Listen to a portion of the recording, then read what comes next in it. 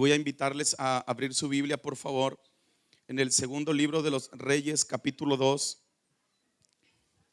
Quiero utilizar una historia que es por demás conocida y al finalizar de esta historia yo quiero que no la pierda de vista, que me regale mucho su atención, su tiempo, y va a llegar un momento en el que en esta historia va a haber un detonar de poder entender y abrazar esta palabra. Repito, es una palabra, es una historia que sin temor a equivocarme la mayoría la conocen de memoria, la conocen bien, pero quiero que llegue un momento en esta historia donde usted pueda entender cuál es esa parte interesante que Dios quiere hacer con nosotros y a través de nosotros esta preciosa noche. ¿Está listo? ¿Está lista? Segundo libro de los Reyes, capítulo 2. Vamos a considerar desde el verso 1 en adelante. Yo le digo en qué momento nos detenemos. Dice la palabra de Dios: aconteció que cuando quiso Jehová alzar a Elías en un torbellino al cielo, Elías venía con Eliseo a Gilgal, de Gilgal. Y dijo Elías a Eliseo: quédate ahora aquí, porque Jehová me ha enviado a Betel. Y Eliseo dijo: vive Jehová y vive tu alma, que no te dejaré. Descendieron pues a Betel, y saliendo a Eliseo los hijos de los profetas que estaban en Betel, le dijeron: ¿sabes que Jehová te quitará hoy a tu señor sobre de ti? Y él dijo: sí, yo lo sé, callad. Y Elías le volvió a decir: Eliseo, quédate aquí ahora, porque Jehová me ha enviado a Jericó. Y él dijo: vive Jehová y vive tu alma, que no te dejaré. Vinieron pues a Jericó. Vean ahora el transitar de los dos lugares. Hay algo interesante que hay que aprender entre Betel y Jericó. Hay un propósito de la visita del profeta y de el aprendiz de profeta y de los hijos de los profetas ante estas dos tierras, Betel y Jericó. Y se acercaron a Eliseo los hijos de los profetas que estaban en Jericó y le dijeron: ¿sabes que Jehová te quitará hoy a tu señor de sobre de ti? Él respondió: sí, yo lo sé, callad. Y Elías le dijo: te ruego que te quedes aquí, porque Jehová me ha enviado al Jordán. Y él dijo: vive Jehová y vive tu alma, que no te dejaré.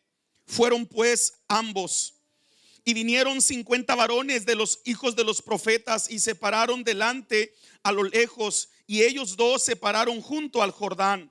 Una cosa es estar frente al Jordán y otra cosa es estar lejos del Jordán. Tomando entonces Elías su manto, lo dobló y golpeó las aguas, las cuales se apartaron a uno y a otro lado, y pasaron ambos por lo seco. Cuando habían pasado, Elías dijo a Eliseo: pide lo que quieras que haga por ti, antes que yo sea quitado de ti. Y dijo Eliseo: te ruego que una doble porción de tu espíritu sea sobre mí. Él le dijo: cosa difícil has pedido. Si me vieres cuando fuere quitado de ti, te será hecho así, mas si no, no. Y aconteció que yendo ellos y hablando, he aquí un carro de fuego con caballos de fuego apartó a los dos. Y Elías subió al cielo en un torbellino. Viéndolo, Eliseo clamaba: Padre mío, carro de Israel y su gente de a caballo. Y nunca más le vio, y tomando sus vestidos los rompió en dos partes. Señor, yo quiero pedirte que esta noche nos hables a través de esta palabra. Señor, me has dado la encomienda y la responsabilidad de entregar un mensaje esta noche. Lo hago con toda la pasión de mi corazón, pidiéndote, Señor, que todo lo que hay dentro de mi corazón y de mi mente mengüe para que tu presencia hable a través de mi vida. Úsame, Señor, para la alabanza de tu nombre, y que la palabra pueda ser de edificación para todos los que estamos esta noche en este lugar, en el nombre poderoso de Jesús. Amén. Tome su lugar, por favor.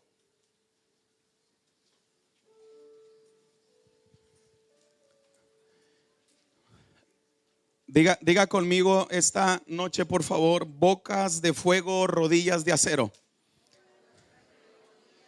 Una vez más, diga conmigo: bocas de fuego, rodillas de acero. Fuerte, diga conmigo: bocas de fuego, rodillas de acero. Hay una unción que es ese tipo de unción que nosotros necesitamos que trascienda en medio de la incertidumbre. Hay una unción que nosotros necesitamos que trascienda y que llegue más allá de lo que nosotros podemos imaginarnos. Esa unción es una unción especial para tiempos complicados, para tiempos difíciles. Pero para eso entonces se necesita que hombres y mujeres, los cuales Dios ha destinado o levantado para que en medio de una temporada complicada y de crisis se levanten profetizando o hablando palabra, dando vida en medio de tiempos de incertidumbre, en medio de tiempos complicados.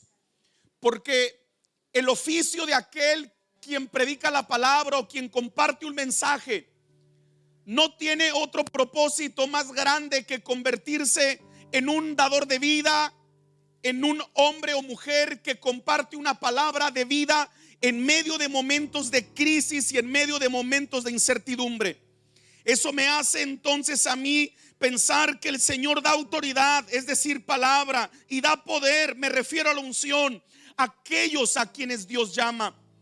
A los que Dios llama entonces les ha dado habilidades y capacidades para convertirse en personas con una unción trascendental, con personas o en personas con una unción que pueda marcar una diferencia en medio de tiempos complicados o en medio de tiempos de incertidumbre.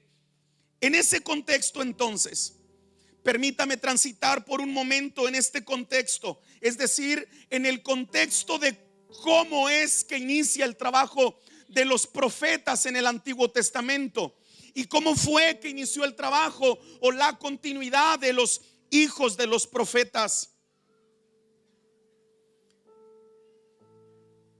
Desde el inicio de la fundación del mundo, la idea de Dios siempre ha sido tratar de comunicar un mensaje veraz y oportuno a su humanidad. Desde tiempos iniciales el Señor ha tenido la única intención de comunicar un mensaje fiel y un mensaje verdadero. Y para esto el Señor se ha valido de hombres que a través de los tiempos y en medio de momentos muy complicados y críticos, Él les ha revelado una palabra. Me refiero a profetas desde los primeros días del mundo, como lo fue Abraham, como lo fue Moisés, aquellos que fueron llamados durante un tiempo muy complicado, pero que habilitados con bocas de fuego y con rodillas de acero que no se doblaban ante cualquier adversidad ni ante cualquier idolatría, se permanecieron siempre firmes con una boca de fuego llena de palabra y de unción, sabiendo que para ese tiempo habían sido escogidos y levantados. Pero cuando termina el periodo de Abraham y el periodo de Moisés, hombres con bocas de fuego y rodillas de acero, que siempre permaneciendo firmes ante una convicción, sin doblarse ante las adversidades de esta tierra, ellos compartían una palabra fresca llena de unción. Y la continuidad ahí estaba todos los días, un mensaje vivo de parte del cielo a una generación que necesitaba escuchar la voz de Dios. Pero ahora vemos una temporada muy complicada. Me refiero a la temporada o al periodo de los jueces. En el tiempo de los jueces el oficio profético había decaído. En el tiempo de los jueces, la Biblia dice en primer libro de Samuel, capítulo 3, verso 1, que la palabra había escaseado en aquellos años y que la palabra ya no se predicaba con denuedo, porque a la par de los profetas poderosos había profetas locuaces en el tiempo de los jueces, quienes le hablaban a la gente lo que la gente quería escuchar. Se habían terminado las bocas de fuego y las rodillas de acero. Ahora eran bocas que se dedicaban a hablarle al pueblo lo que el pueblo quería escuchar, y doblaban sus rodillas ante todo tipo de imágenes idolátricas. Vean entonces cómo a Dios le urge seguir levantando hombres y mujeres que hablen con denuedo la palabra de la unción. Así es que en este mismo transitar vemos ahora a un hombre llamado Samuel. Hacia el finalizar de este tiempo difícil, Dios levanta a este profeta, el profeta Samuel.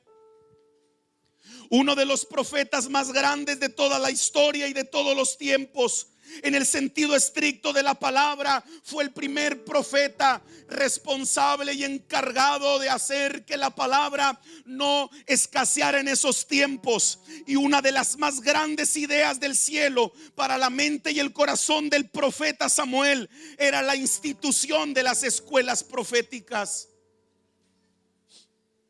Y aquí comenzamos a ver la operatividad de los hijos de los profetas. Los hijos de los profetas entonces tenían un trabajo. Eran hombres escogidos para hablar a la nación en el nombre de Dios. Eran hombres escogidos de parte del cielo para exhortar a la justicia, para dirigir a toda la humanidad a un futuro glorioso y prominente. Como en el contexto ya se había entendido que en el tiempo de los jueces la palabra había decaído, ahora la responsabilidad del profeta Samuel era que la palabra no decayera, que la palabra no menguara, que la unción tuviera continuidad, que la gloria y la palabra siguiera fluyendo a pesar de las adversidades que se venían a la tierra. Ante ese escenario, entonces el profeta Samuel comienza a hacer que perdure la unción, que perdure la presencia, que perdure la palabra. Y en la institución de las escuelas proféticas, en cada una de las clases, en cada una de las aulas de clase, instaba a los hijos de los profetas a que siempre defendieran la palabra, que defendieran la justicia, que defendieran la unción. Y así es como fueron conocidos los hijos de los profetas. La primera de las varias escuelas proféticas que miramos, vemos aquella en Rama en 1 Samuel 19:18. Era conocida como la sede de Samuel, donde los hijos de los profetas eran hombres que recibían la palabra directamente desde el corazón de Dios, a través de su siervo, a través de ese profeta de ese tiempo. Pero ¿cuál era el propósito de las escuelas donde los hijos de los profetas eran educados? Había un oleaje tan fuerte de infiltración de todo tipo de clase de calamidades y de pecados que estaban llegando, que estaban cayendo hacia esa tierra, hacia esa nación hebrea. Había una inundación impresionante de idolatría. Había una marea poderosa de mal que todos los días amenazaba con que la palabra una vez más menguara sobre la tierra. Pero ahí estaban las escuelas donde los hijos de los profetas estaban aprendiendo erudición, estaban aprendiendo palabra, y donde la palabra, cuando fluía en las aulas de clases, la tarea de ellos era darle continuidad al plan del cielo para que el mal no asediara la tierra y la palabra siempre estuviera latente en el corazón de los hebreos. No pierdan de vista el contexto. Vean a los profetas, vean a los hijos de los profetas, vean la palabra y la unción de los profetas, y vean el propósito de la continuidad de la palabra y de la unción sobre la tierra. Cuando nosotros vamos al pasaje bíblico que nos compete, es decir, segundo libro de Reyes, capítulo 2, llama mucho la atención que ha terminado el tiempo de Samuel, que ha terminado el tiempo de ciertos profetas que en su momento fueron trascendentales para la nación, y ahora vemos un tiempo glorioso y poderoso con otro profeta llamado Elías. Un profeta con boca de fuego y con rodillas de acero. Un profeta similar a aquella palabra poderosa de fuego que salía de la boca de Samuel. Ahora vemos a Elías con boca de fuego, con rodillas de acero, que no se doblaba ni se intimidaba ante las adversidades de ese tiempo. Aquel hombre que profetizaba palabra cuando Dios le decía que abría su boca y la unción se movía de una manera poderosa y sobrenatural sobre de él. Pero algo sucedió con el paso del tiempo. Elías sabe que su tiempo está por terminar. Dios le ha hecho saber y le ha hecho entender que su paso por esa tierra ha acabado, ha terminado. Y la gran pregunta es: ¿quién continuará con esa palabra que no escaseará en medio de una marea de maldad, en medio de una marea de zozobra y de incertidumbre? ¿Quién continuará con esa palabra? ¿Quién continuará con esa unción? ¿Quién seguirá llevando el estandarte de una palabra en una boca de fuego y en rodillas de acero que no se doblen ante las mareas de las corrientes del mal? Y ahí vemos al hijo espiritual del profeta. Allí vemos entonces resurgir a un muchacho como de 17 o 18 años llamado Eliseo. A un jovencito que está aprendiendo a la par del profeta Elías, quien las mejores clases que él recibía no era tanto las que se daban desde la escuela de los profetas, sino de la escuela de la vida. Cuando Elías transitaba por tierras desérticas y áridas y llegaba con un mensaje, con una boca de fuego, con rodillas de acero que no se doblaban ante la intimidad de gobiernos que lo único que querían era erradicar la palabra. Ahí estaba el joven profeta llamado Eliseo, que a la par de él estaba aprendiendo todo lo que este profeta hacía bajo el poder de Dios. Y en ese mismo contexto, antes de que el profeta Elías fuera llamado a la presencia del Señor, anunciándoselo ya Dios a su corazón, sabía que tenía que tomar una decisión urgente. Cómo transicionar la palabra, cómo transicionar la erudición y la unción a una generación que está llena de conocimiento en las aulas, pero faltos de experiencia en el campo. No es lo mismo tener experiencias y vivir sin el poder. Ese muchacho necesitaba tener una clase de altura, una clase nivel máster o doctorado de lo que era el mover y la operatividad de los dones, el mover y la operatividad de la unción. Porque una cosa es que el joven profeta miraba que los milagros se movían con su padre espiritual, pero otra cosa era cuando él graduara de la escuela de los profetas, qué iba a hacer con el don que le había sido asignado.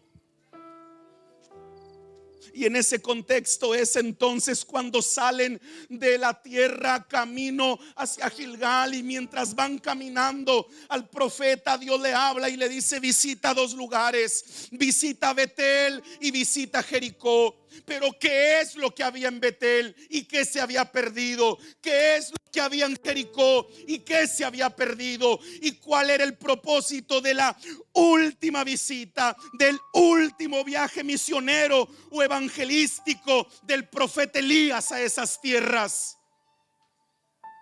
Vean en la escena, allí va el profeta y el pelón caminando rumbo a Betel y rumbo a Jericó. Vean por favor al profeta y a su muchacho, a su hijo, al hijo de su ministerio, al hijo de su unción, de su gracia, de su gloria, de su conocimiento, al futuro heredero de una unción gloriosa, de una continuidad de gloria y de poder, camino hacia dos lugares donde iban a ser las últimas enseñanzas del profeta para su muchacho. Pero cuando llegan a ese lugar, se dan cuenta que hay un grande obstáculo. Y el grande obstáculo era que frente a ellos estaba el río Jordán. Pero lo que para los ojos de la gente que no tiene palabra y unción es un obstáculo, para quienes ya operan en la unción y para quienes operan en un mover de la gloria del Señor, para ellos no hay imposibles. Para quienes se mueven en un ministerio bajo una unción poderosa, y cuando miran frente a ellos obstáculos, para ellos no son necesidades sino grandes oportunidades para ver la operatividad de la gloria del Señor. Y vean en la historia ahora entonces tenemos al profeta Elías, y él sabe que lo que tiene en su mano es un manto. La última clase tiene que ver con un pedazo de garra, con un pedazo de manto. La última clase para el que está a punto de irse de esa tierra, pero dejar un legado a su hijo espiritual, tiene que ver con un manto. La última clase entonces es: presta atención. Y le comienza a dar una clase que tiene que ver con historicidad. ¿Recuerdas que fulano en aquellos tiempos abrió el mar? Recuerdas a Moy cuando abrió el mar. Recuerdas todo lo que en las aulas nos han enseñado de quienes tomaron un manto y lo golpearon y abrieron el Jordán. Bueno, yo ya me voy, pero quiero dejarte la última clase. Lo que tú conoces como historia, yo lo conozco como práctica. Y hoy te voy a decir cómo es que opera la unción, cómo es que opera la gloria. Y dice que levanta su manto, lo toma, golpea las aguas y el Jordán se abre y los dos pasan en seco. Pero algo sucedía, porque de aquel lado estaban los hijos de los profetas, los de las mismas aulas de clase, los que tenían erudición, pero les faltaba autoridad y les faltaba poder. Y cuando llegan a aquel lugar, le dice: ya me voy, ¿qué quieres que te dé? Es que la pregunta es obvia. Papá, si tú te vas por herencia, por cultura, a mí me corresponde lo doble que tú.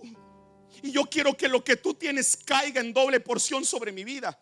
No es que haya porciones de unción, sino que por herencia, bíblicamente hablando, lo que el padre tenía en doble partida le correspondía al muchacho, a ese peloncito del que estaba todo mundo burlándose cuando transitaba por las calles, porque ser calvo implicaba entonces que en él no había honorabilidad y no había gracia, mucho menos don profético. De ese de quien se burlaban todos los días, ahora estaba un manto tirado, y de pronto él vio que a su papá espiritual lo arrebató un torbellino de fuego. Pero cuando él se va, algo se le cae. Y ahí está Elías. Y ahora Eliseo tomando el manto.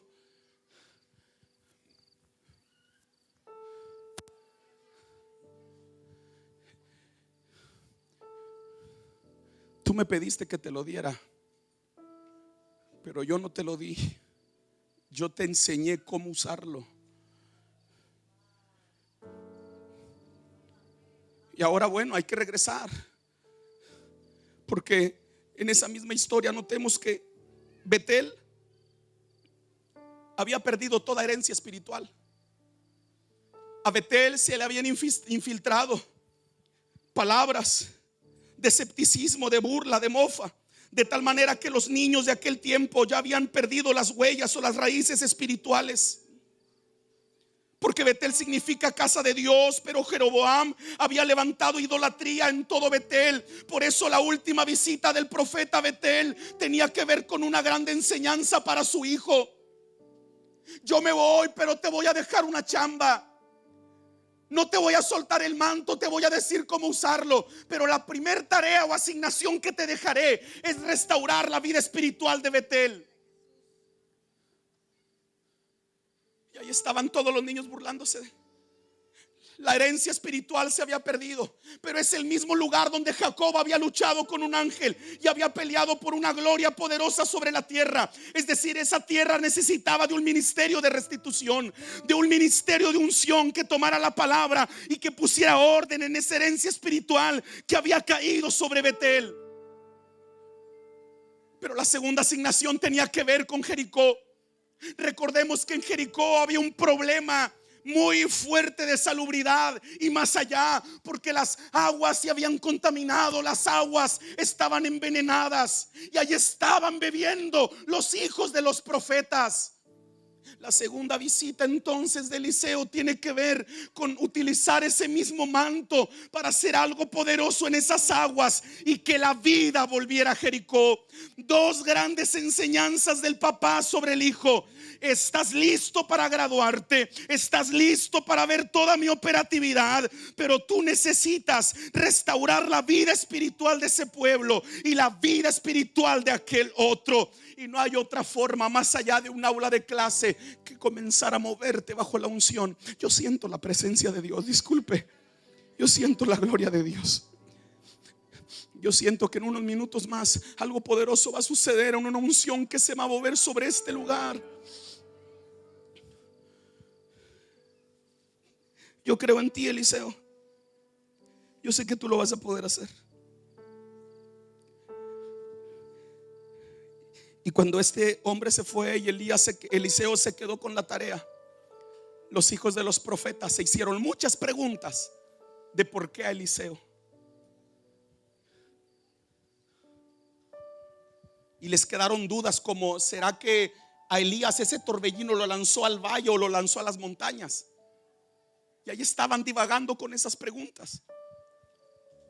Pero ahora Eliseo tiene que emprender el viaje de regreso a casa. Y al decir de regreso a casa, no me refiero a la comodidad, me refiero a toda la tarea profética que le venía por delante a aquel muchacho de escasos años. No tenía mucha experiencia, pero sí sabía cómo utilizar lo poco que había aprendido de su papá. Y ahí está frente al Jordán. Y cuando está frente al Jordán, ahora dice: ¿cómo le hago? Pues yo lo único que vi es que papá agarró el manto y lo golpeó. Y las aguas se abrieron. Y cuando las aguas se abren, Eliseo comienza a pasar en seco. Y los hijos de los profetas dicen: este es.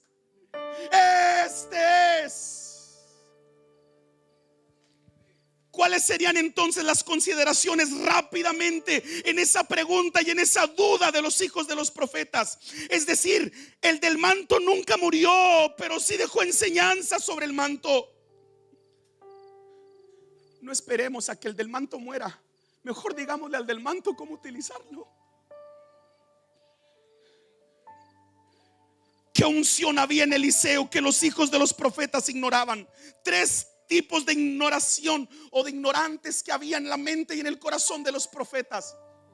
Lo primero que los hijos de los profetas ignoraban del recién muchacho que se había graduado para ese ministerio es que los hijos de los profetas ignoraban la función y la posición del profeta. Ellos ignoraban su ministerio de continuidad, porque en medio de la persecución Dios había resurgido un reavivamiento. Diga conmigo: reavivamiento. Avivamiento es lo que había sucedido con Elías, pero cuando él se fue, solamente en cuestión de segundos vino un reavivamiento sobre toda la nación, una nueva temporada, una nueva dimensión, una nueva gloria, un nuevo tiempo, una nueva época, porque ahí estaba el muchacho listo para darle continuidad. No se iría de vacaciones, no agarraría luto espiritual por la muerte o la desaparición de su padre. Su ministerio continuó tan pronto como el manto cayó y lo tomó en las manos. No se fue a ningún otro lado a reposar o a entender qué es lo que pasaba. Hay cosas que no tienes que entender, solo accionar y emprender. Y eso es lo que el muchacho hizo. Pero los hijos de los profetas ignoraban la función y la ahora posición del profeta Eliseo. La nueva posición de Eliseo era darle continuidad a la voluntad de Dios. Ya no era Samuel, ya no era Eliseo. Y no es que Samuel ni Eliseo fueran super profetas, sino que solamente ellos habían recibido el mensaje y lo daban a cabalidad. Los hijos de los profetas, cuando miraron caer la unción sobre Eliseo, lo primero que ignoraron del profeta nuevo, del profeta de esta nueva temporada, de esta nueva generación, ignoraban que en él había caído una nueva funcionalidad y una nueva posición. Ya no era él, ahora era aquel. Lo segundo que los hijos de los profetas ignoraban era el poder y la autoridad del recién elegido profeta de Dios. Ya no era su función y su posición lo que causaba revuelo en la mente de los hijos de los profetas. Ahora lo que causaba revuelo en la mente de los hijos de los profetas era el poder y la autoridad que había en él.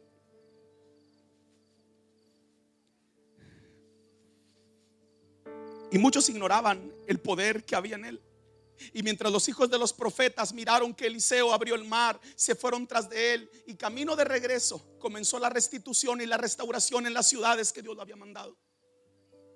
Y ahí había unos que se comenzaron a burlar del muchacho y le decían: sube, calvo, sube. Y comenzaron a burlarse. No eran niños, eran personas con el sumo conocimiento como para denigrar la voluntad, la autoridad y el poder de uno que se creía profeta, de uno que se creía tener la unción, pero que para la apariencia de la gente no calificaba para un entorno ministerial de esa trascendencia. y comenzaron a gritar y a burlarse del profeta. Pero aquí es donde los hijos de los profetas ignoraban el poder y la autoridad que él tenía. Y dice que él declaró la palabra y soltó una palabra, y de pronto entonces descendieron unos animales que vinieron y devoraron a aquellos que se estaban burlando del oficio del profeta y de la particularidad que había. Me refiero al físico, a su cabeza. Cuidado cuando uno desprecia la unción de los ungidos. Cuidado cuando uno duda de lo que Dios le da a alguien y por qué a mí no. Cuidado cuando Dios dice algo y nosotros lo queremos cambiar a nuestra forma y a nuestra conveniencia.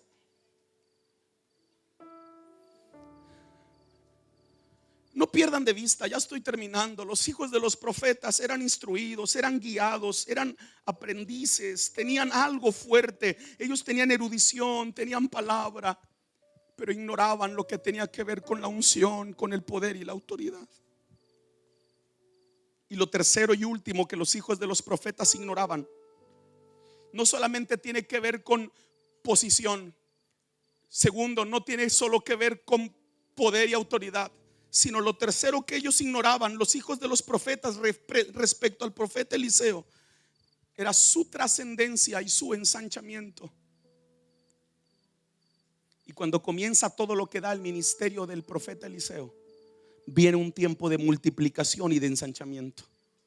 Y comienza a crecer la palabra. No como en el contexto de lo que hablé en la parte introductoria del mensaje, cuando dice que en el periodo de los jueces la palabra de Dios escaseaba y no había profetas que se levantaban.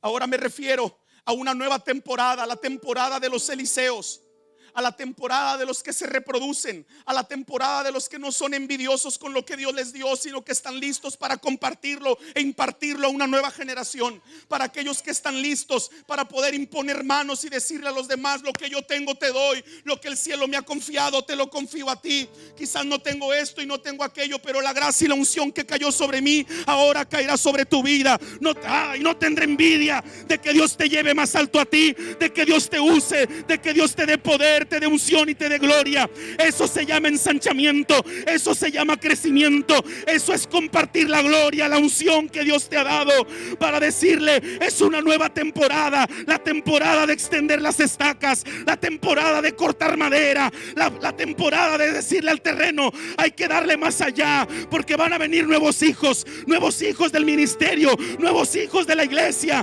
nuevos hijos de aliento, nuevos hijos de tu casa y de la mía. Esa es una nueva temporada, señores y señoras. Cuando uno recibe la unción y la aprende a ministrar a otros, viene una temporada de ensanchamiento.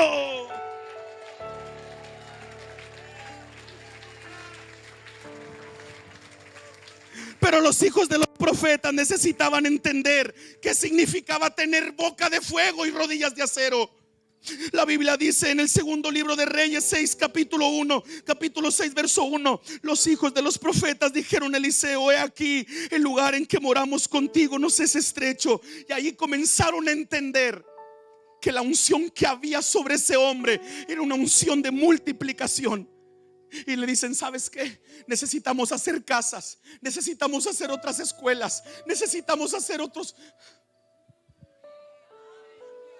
Y le dicen: danos permiso y autoridad para ir al río, y vamos a cortar madera, vamos a hacer casas, vamos a ensanchar las estacas. Y el profeta prefiere quedarse en el campamento, pero ahí reconocen la unción de ensanchamiento de él y le dicen: no vamos a ir a cortar estacas ni madera si tú no vas con nosotros.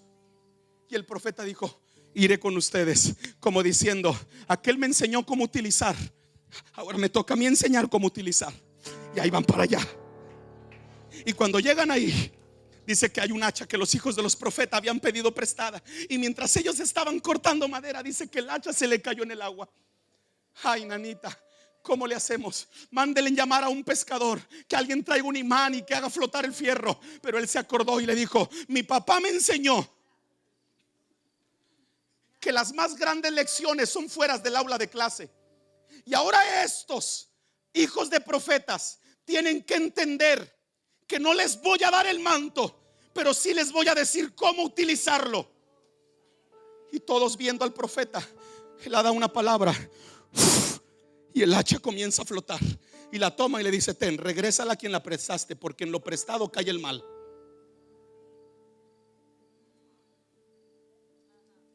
Termino. Ahora está algo por suceder. ¿Cómo era esa unción? Acuérdense que los hijos de los profetas tienen un montón de dudas que todavía no resuelven. La duda de los hijos de los profetas es buscar a Eliseo. ¿A dónde le aventó el torbellino? ¿A dónde se lo llevó? ¿Estará en un valle? ¿Estará en una montaña? ¿Por qué no vamos a buscarlo? Y se pusieron de acuerdo los hijos de los profetas. Y aquí estoy terminando. Si puede venir el equipo de alabanza, por favor. Hay que buscarlo, pongámonos de acuerdo. Vamos a buscar. ¿Dónde quedó Elías?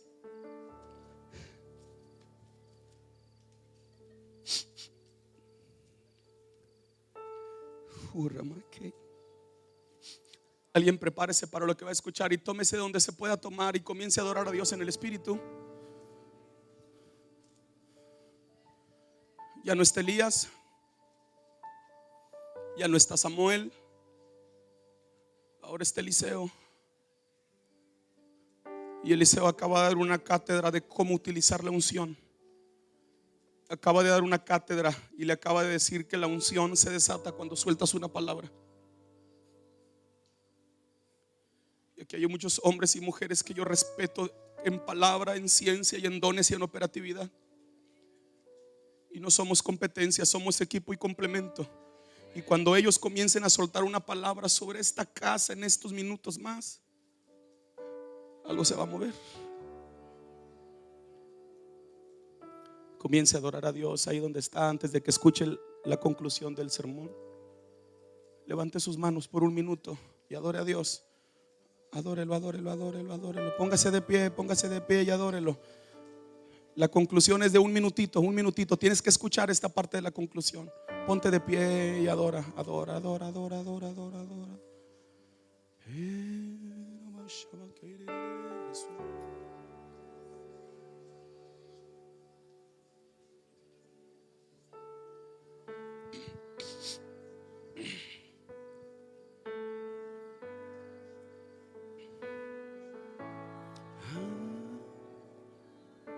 ¿Cómo operar en la unción? Más que conocimiento y más que fervor y palabra, se necesita decir: yo creo, yo sé que tú lo vas a hacer, Jesús. ¿Alguien está listo? ¿Está listo? Vean la escena de los hijos de los profetas. Hay que ir a buscar a Elías. ¿Dónde quedó? Y lo que los hijos de los profetas habían visto de Elías y de Eliseo, ahora ellos, Abraham, lo querían replicar. Y se acordaron de que como todos eran profetas, tenían un manto. Y lo agarraron y se pusieron frente al Jordán y comenzaron.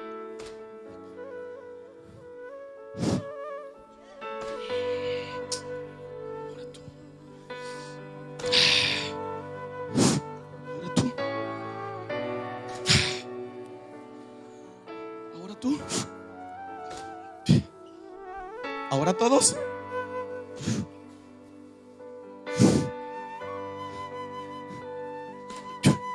Ahora tú. ¿Saben cuál fue el resultado? Diga conmigo: sacos mojados. Diga conmigo: sacos mojados. ¿Cuántos ministerios de sacos mojados no hay en esta tierra? ¿Cuántas iglesias con sacos mojados defendiendo esto, defendiendo aquello, tratando de defender una unción que ni siquiera logran entender? ¿Cuántos hombres y mujeres de reino y de palabra y de presencia profesando una doctrina de unción, de pentecostalismo y de Espíritu Santo, ni siquiera han tenido una experiencia con el Espíritu como para ver en sus peores temporadas utilizar el manto y abrir el Jordán y pasar en seco? Porque lo que para muchos es conocimiento, para otros es experiencia, poder y genuinidad. Lo que los hijos de los profetas necesitaban era salirse por un momento de las aulas de clase y ver lo que estaba pasando en el ministerio ministerio de sus padres espirituales. Eliseo había tomado el manto, habían golpeado las aguas y se habían abierto, pero ahora los hijos de los profetas querían hacer lo mismo, pero en ellos no había unción. Había erudición, pero no había unción, y el único resultado era saco mojado, falta de experiencia, abundancia de conocimiento. Pero hoy vive Jehová y vive mi alma, que lo que hoy pasará en este lugar, en esta casa, no será producto de sacos mojados, porque más de un conocimiento de la palabra hay una unción tan poderosa